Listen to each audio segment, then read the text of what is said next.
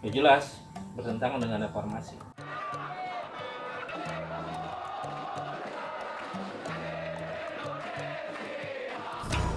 Wacana jabatan presiden 3 periode dianggap bertentangan dengan semangat reformasi dan membahayakan demokrasi.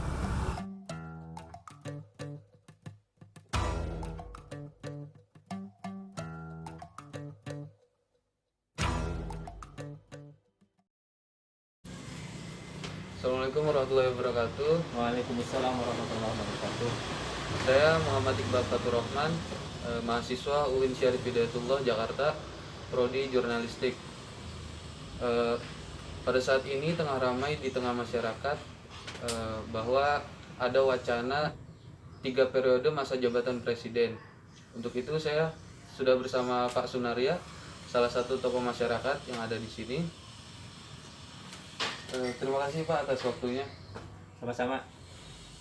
Ada beberapa pertanyaan. Iya boleh. Yang saya mampu jawab. Iya.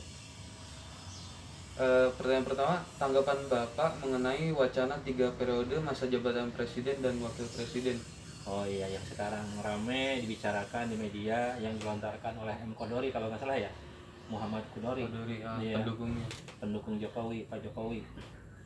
Nah kita kalau urusan masalah kaderisasi untuk jabatan presiden lihat secara konstitusional ya.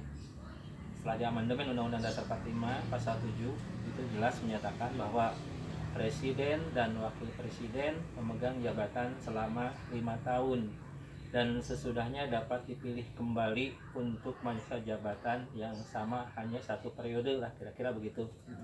Jadi otomatis kalau melihat pernyataan pasal 7, membaca pernyataan pasal 7 Undang-Undang Dasar 45, jelas itu ilegal gitu ya, tidak sesuai dengan ketentuan konstitusional kita.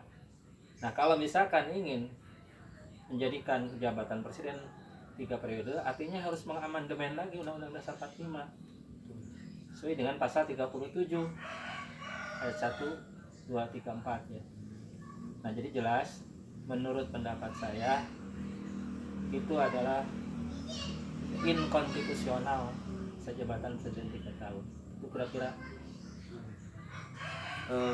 Tapi dengan melihat banyaknya kursi di DPR yang didominasi oleh partai pendukung Jokowi, apakah tidak menutup kemungkinan akan terjadi amandemen Undang-Undang Dasar? Ya, kalau kemungkinan itu boleh saja. Yang namanya ilmu sosial pasti ada kemungkinan ya, karena utamanya kepentingan dari kelompok-kelompok tertentu. Tapi yang jelas ya menurut saya dari banyaknya atau koalisi yang luar biasa pendukung presiden Jokowi ini menyebabkan lemahnya kontrol terhadap pemerintah. Segala sesuatu ya banyak penyimpangan bahkan yang saya amati, contoh dalam penegakan hukum, dalam masalah keadilan, masalah korupsi, ini membuatkan kelemahan. Itu akibat dari kurangnya kontrol, banyaknya koalisi partai, itu diantaranya penyebabnya. Apakah wacana ini sangat bertentangan dengan reformasi? Ya jelas bertentangan dengan reformasi. Kalau saya secara pribadi mungkin harus kembali lagi ke Undang-Undang Dasar 45 yang dulu gitu ya, yang sebelum diamandemen kalau begitu ya. Itu bertentangan dengan reformasi. Kalau Bapak sendiri setuju atau tidak setuju dengan wacana ini? Jelas saya tidak setuju, tidak mendukung. Sekarang udah mulai kehidupan demokrasi kita itu udah mulai lemah gitu. Hak rakyat sudah mulai kurang dihargai, pendapat masyarakat kurang dihargai. Contoh apa? Ya dengan penekanan melalui media massa, contoh ya kasus-kasus mengkritik tidak boleh gitu. Orang-orang yang di luar atau yang oposisi selalu dianggap musuh, itu yang menjadi masalah sekarang.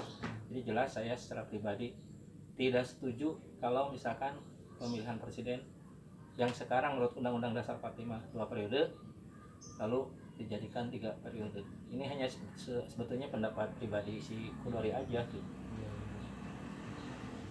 Terima kasih Pak Sunari atas waktunya. Sama-sama ya, itu pendapat pribadi saya ya. Iya.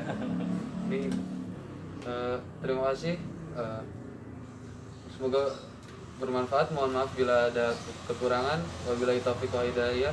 Wassalamualaikum warahmatullahi wabarakatuh. Waalaikumsalam.